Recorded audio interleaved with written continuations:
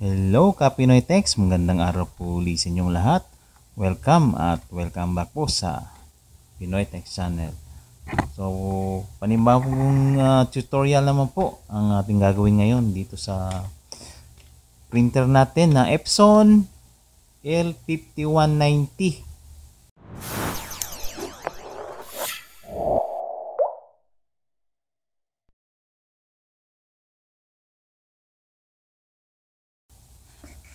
Meron po itong error na the ink pad needs service.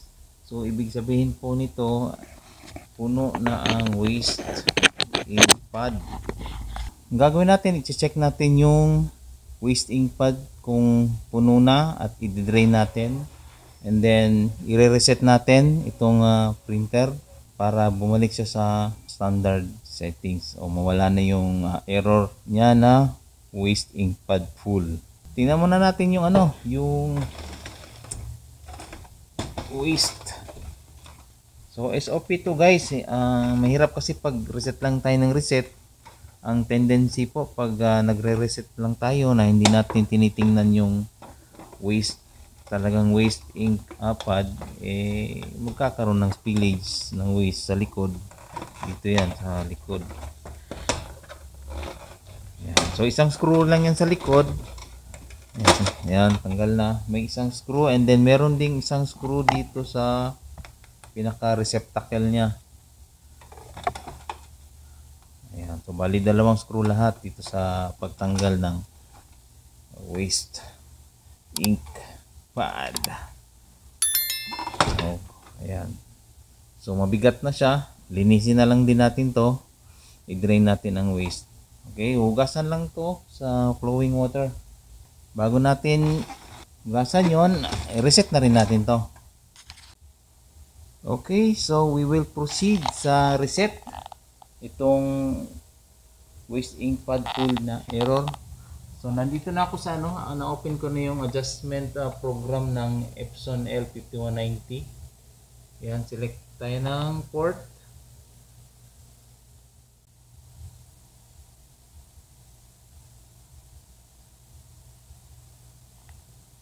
So ayan.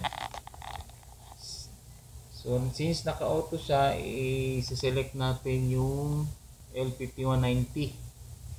Ayan. Then okay.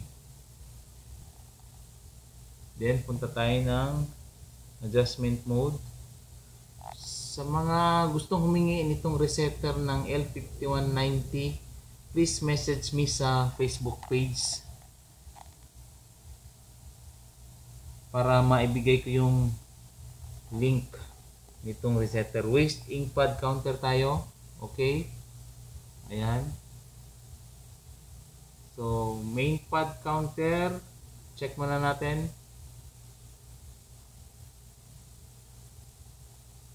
Ayan, so 100% na siya. So ngayon, initialize. Ayan, check main pad counter, and then dito sa baba, nandito yung initialize. Ayan, initialize. When the OK button is clicked, counter will be initialized.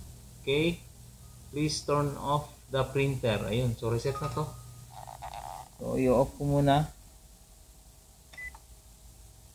Turn the power off. Okay.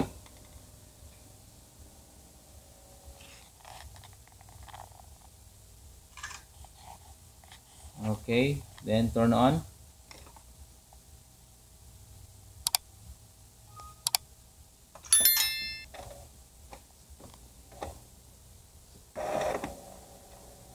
Ayan, so ready to copy na.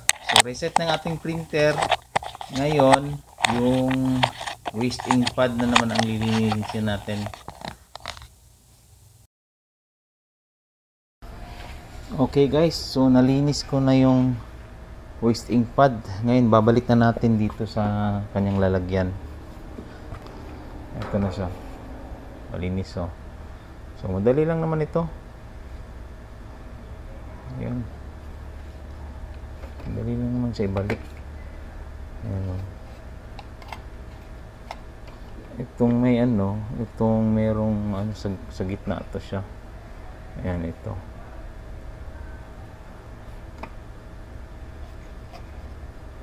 Ayan, then ayan. So ayan.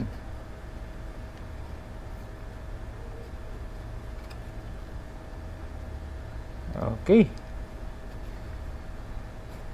So balik muna natin para makapag testing, head cleaning at nozzle check tayo.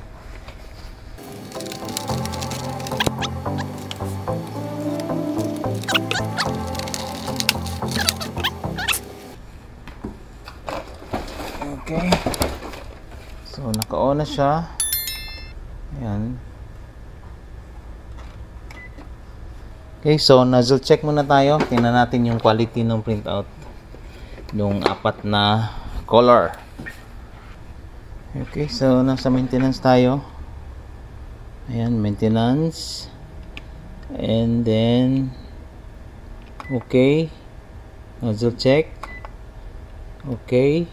Then print.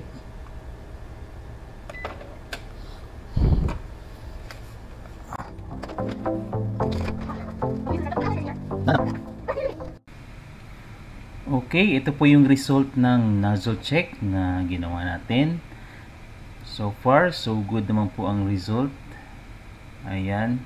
So, ngayon naman po ay mag-testing tayo, mag-photocopy. Ang sample, itong kagaya nitong si Catherine Bernardo. Ayan, photocopy po tayo. Then, tingnan natin ang result.